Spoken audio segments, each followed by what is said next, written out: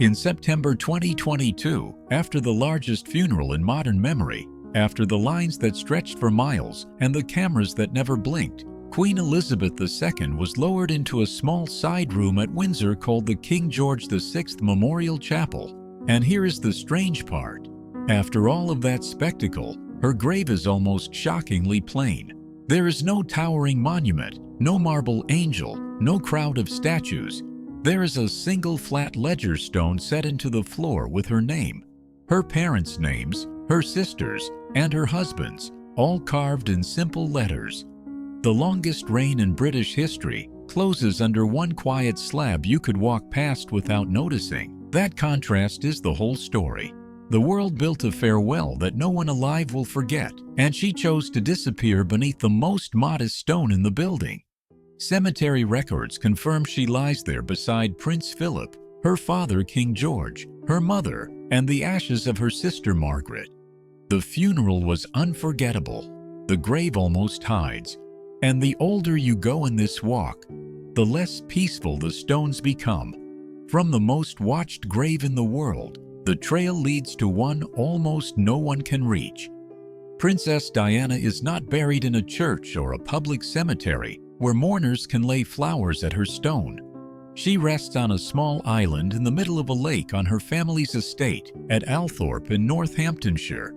After her death in 1997, the Spencer family laid her on that island, surrounded by water, where the public cannot walk, cannot touch the grave, cannot leave a single rose at the actual stone. They built a memorial temple across the water instead, a place to stand and look but never to reach her. And that distance created exactly what you'd expect.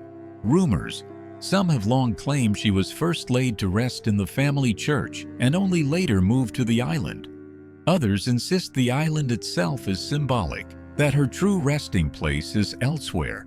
The family has always stated plainly that she lies on the island, and there is no evidence she rests anywhere else.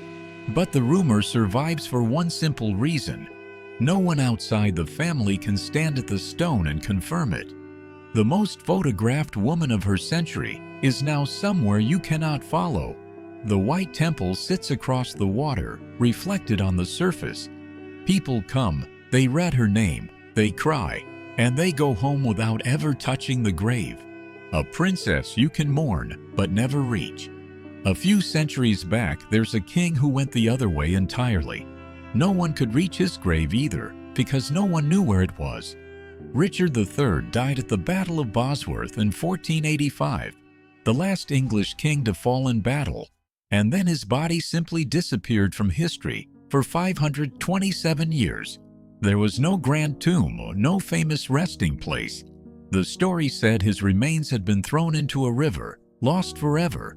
Then in 2012, archaeologists dug beneath a council car park in the city of Leicester, on the site of a long-demolished friary, and they found him. A skeleton with a curved spine, wounds consistent with battle, and DNA that matched living descendants. The lost king had been lying under a parking space for over 5 centuries. That alone would be one of the strangest royal discoveries ever made. But the story didn't end with the bones. It got uglier. A legal battle erupted over where he should finally rest. The city of Leicester wanted to keep him. The city of York claimed he belonged to them. Descendants went to court. People argued passionately over a king who had been homeless under tarmac for 500 years. In 2015, he was finally reburied inside Leicester Cathedral under a pale stone tomb. They painted a marker on the car park to show where he'd been found. A king lost so completely that when he was found, the living fought over who got to bury him. Inside Westminster Abbey, there is a queen whose body was also moved, but by the one person you'd never expect. Mary, Queen of Scots, was executed in 1587 on the order of her own cousin, Elizabeth I. The official record is plain, and the details are not for dwelling on. She was first buried quietly at Peterborough Cathedral, an executed queen given a modest resting place. But that was not where she stayed. Years later, her body was lifted from the ground and carried to Westminster Abbey, where it was laid beneath a towering white marble monument. an effigy grander than almost any other in the building. And here's the part that unsettles people. The man who ordered that magnificent reburial was her son James, who became king of both Scotland and England. He had been taken from her as an infant and raised by the very men who were her enemies. He barely knew her, yet he gave her, in death, a monument larger and more beautiful than the tomb of the cousin who signed her death warrant. Historians still debate whether it was love, guilt, or pure political theater. A son announcing his bloodline's right to rule. The white effigy lies serene, hands folded, a crown at her feet. In life, she was a prisoner for nearly 20 years. In death, she got the throne room she was always denied. Buried once in silence, raised again in marble by a son who never truly knew her face. And just a short walk away, in the same abbey, lie two more queens sharing one grave they would have hated to share. Elizabeth I and her half-sister Mary I despised each other in life. One was Catholic, one Protestant, one imprisoned the other. They ruled England one after the other, and their rivalry helped tear the country in two. Yet today they lie in the same tomb, in the same vault, one stacked above the other. Mary was buried first. When Elizabeth died in 1603, she was laid in the very same grave, directly above the sister she had clashed with for a lifetime. King James I, who arranged it, added a Latin inscription that translates to a line about two sisters, partners in throne and grave, sleeping here in the hope of resurrection. It sounds peaceful. It was anything but in life. And here is the detail that lingers. The grand monument on top carries Elizabeth's image. Her name is the one carved large, the one celebrated, the one visitors come to see. Mary lies beneath, named in the inscription, but without her own effigy. The forgotten sister, pressed under the famous one. History remembers one queen. The tomb quietly holds both, two women who could not stand each other, sealed together for eternity, while the world only looks at the one on top. Back at Windsor, there is an executed king whose grave was hidden so well that it was lost for over a century and a half. Charles I was beheaded in 1649, the only English king ever publicly executed by his own people. The details of his death are a matter of grim record, and we will leave them there. What matters is what happened to his body afterward. With the monarchy abolished and the country in chaos, there was no royal funeral, no marked tomb. His coffin was quietly slipped into an existing vault inside St. George's Chapel, and then the exact location was simply forgotten. For more than 160 years, no one knew precisely where the executed king lay. Then in 1813, during work in the chapel, the vault was reopened, and the coffin was found alongside Henry VIII. They opened it to confirm his identity. And this is where it gets disturbing. A physician present at the examination reportedly removed a bone from the king's neck and kept it as a souvenir, a piece of a beheaded king taken from his coffin, carried away as a keepsake. It stayed in private hands for decades before it was finally returned and placed back in the vault. What is confirmed is that the relic left and came back. Why a doctor felt entitled to pocket a piece of a king says more about the living than the dead. Even lost, even hidden, even a century and a half later, his grave still could not keep him whole. If you think a missing bone is unsettling, there is an urn in the abbey where no one will look inside at all. In 1674, workmen at the Tower of London found a wooden box containing the bones of two children. For nearly 200 years, people had whispered about the princes in the tower. Two young brothers, the rightful boy King Edward V and his younger brother, who vanished in 1483 and were never seen again. King Charles II decided the bones were theirs. He had them placed in a marble urn inside Westminster Abbey, a royal resting place for two children who may have been murdered, and there they sit today. The problem is, no one actually knows whose bones are in that urn. A single examination in 1933 was inconclusive by modern standards. For decades, historians have asked to test the remains with DNA, which could finally reveal the ages, the sexes, even the identities. The request has been made again and again, and it has been refused again and again.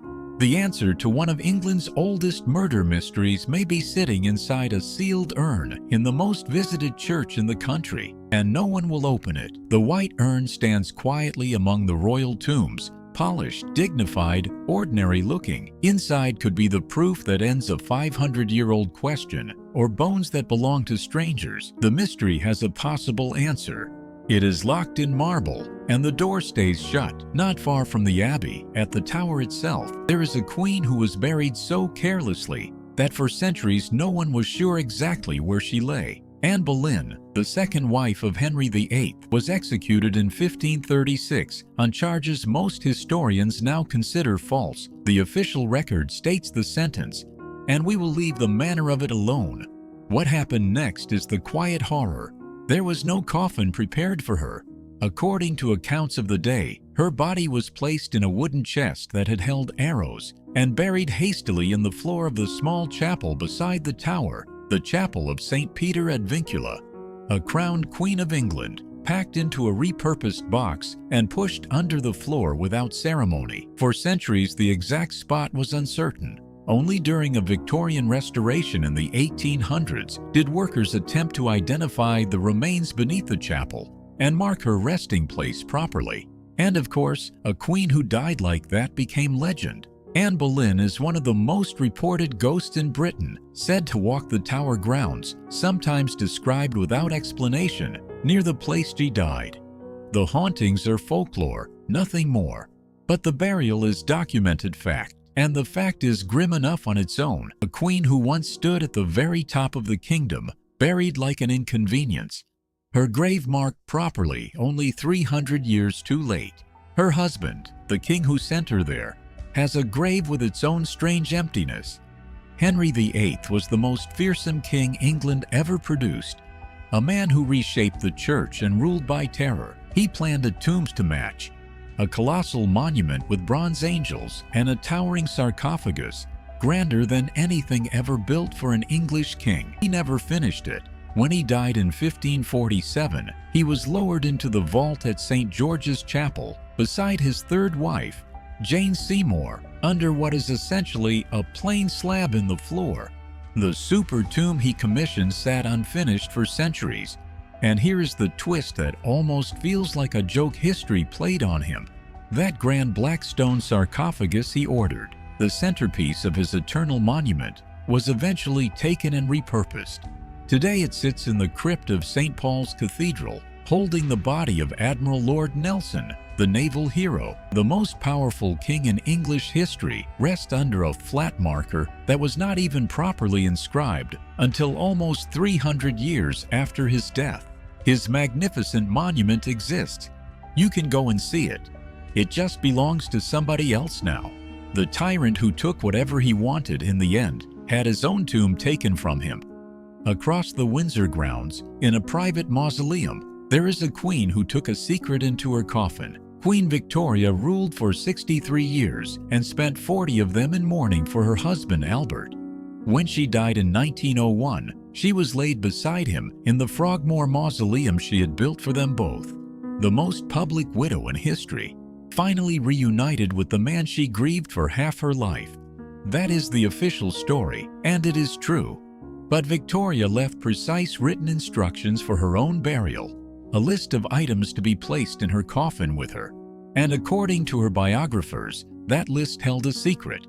Among the family mementos, hidden carefully under flowers and out of sight, were a photograph and a lock of hair belonging to John Brown, the Scottish servant who had become her closest companion in her years of grief, a relationship that scandalized her court. The empire buried Albert's devoted queen. They had no idea what her hand was holding beneath the petals. Historians still debate the exact details, because what goes into a sealed royal coffin is rarely confirmed. But the instructions survive, and they tell a quiet human story the public was never meant to read. The grandest widow of the age, mourning in marble for her prince, and tucked against her, where no one would see, a piece of someone else entirely. Grief keeps its own secrets. Hers went into the ground with her and stayed there. Now we leave the famous names for a tomb where the real question is whether the right body is even inside. Edward II died in 1327, and the official story is that he was murdered while imprisoned at Berkeley Castle. He was given a beautiful tomb in Gloucester Cathedral, a canopied effigy of pale alabaster, and his grave became a pilgrimage site, drawing crowds and money to the cathedral for generations. A deposed king transformed in death into something close to a saint. But there has always been a shadow over that tomb. A medieval document known as the VIII letter claims something extraordinary, that Edward did not die at Berkeley at all. It claims he escaped, fled abroad, and lived for years as a hermit on the continent, while someone else was buried in his place. Historians are genuinely divided. Some dismiss the letter entirely. Others find it hard to explain away, and nothing has ever proven who actually lies beneath that gorgeous effigy in Gloucester. For centuries, pilgrims knelt at that tomb, prayed to a murdered king, and left their offerings. The cathedral grew wealthy on his memory, and it is entirely possible they were praying over an empty grave or a stranger. The effigy looks down, serene and certain. The question of who it guards has never closed. A short way north at Worcester lies a king who chose his grave like a man trying to cheat his way into heaven. King John, the most hated monarch in English history, the villain of the Magna Carta story, died in 1216, and he made a very particular request for his burial. He asked to be laid in Worcester Cathedral, positioned between the tombs of two saints, as if hoping their holiness might rub off on him, or that he could slip into heaven unnoticed in good company. His effigy on top is the oldest surviving royal effigy in England, a stone king clutching his sword. For nearly 600 years he lay undisturbed. Then in 1797, the tomb was opened, and the body inside was examined and described in detail by those present.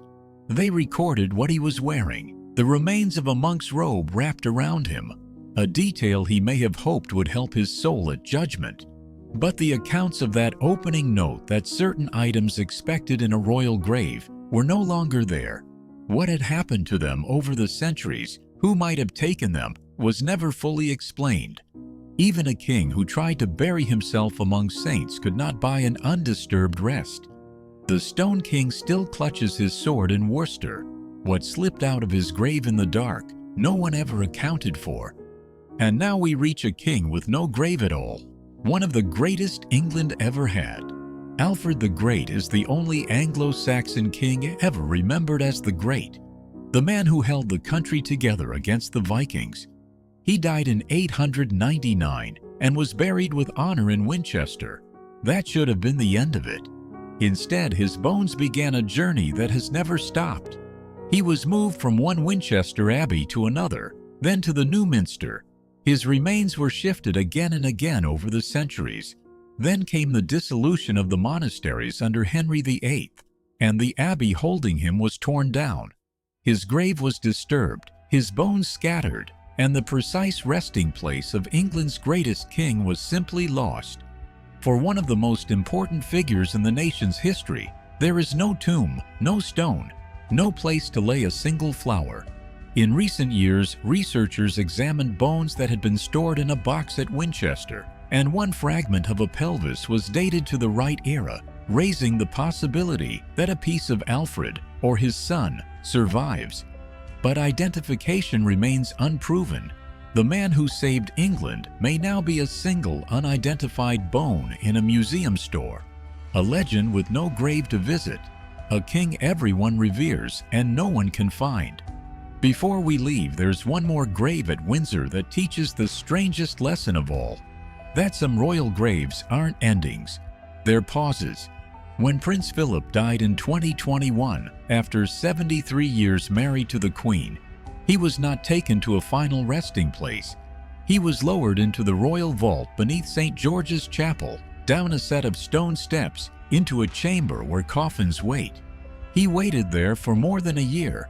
The royal vault is not a permanent home. It is a holding place. Many royals have been placed there temporarily before being moved to their true grave, and Philip was one of them. When the Queen died in September 2022, he was quietly lifted from the vault and carried to lie beside her. Under that simple ledger stone where we began, the vault still holds others, still waiting, some for over a century. It's an unsettling thought that even in death a royal might be paused, set aside, kept in a stone room until the moment is right to move them again. The steps lead down into the dark. The coffins rest in rows. Not all of them are finished moving. For the rest of us, burial is the end. For some of them, it's only the next stop. We end where the walk truly began, with the oldest royal grave of all, and the only one people still come to pray to. Edward the Confessor died in 1066, the last great Anglo-Saxon king, and he was buried in the very abbey he built, Westminster. When his tomb was opened decades later, in 1102, those present reported that his body was found uncorrupted, undecayed, which to the medieval mind was a sign of holiness. He was made a saint, and his shrine became the spiritual heart of the abbey, surrounded by stone niches where the sick and the faithful would crouch through the night, pressing close to the dead king, praying to be healed. Nearly 1,000 years later, that shrine still stands, and people still come to it, still pause, still pray. It survived the destruction that lost Alfred.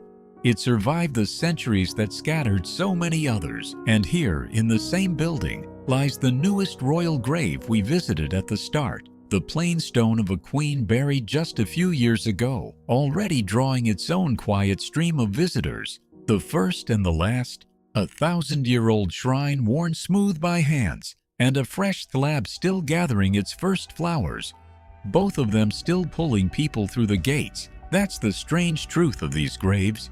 They were never just endings. One king was found under a car park, another lost so completely no one can find him at all. Bodies removed, monuments stolen, secrets sealed under flowers, bones locked in an urn no one will open. Sisters who hated each other share a grave. A queen rests on an island no one can reach. These aren't simply places where the crown went quiet. They're places where the living keep arguing, keep wondering, keep rewriting what those lives meant. The gates of the abbey close at night. The candles burn down. The names stay carved in stone long after the hands that carved them are gone. And somewhere in the dark, on an island, or under a slab, or behind a locked vault door, another grave waits for tomorrow's visitor and the question they'll bring with them.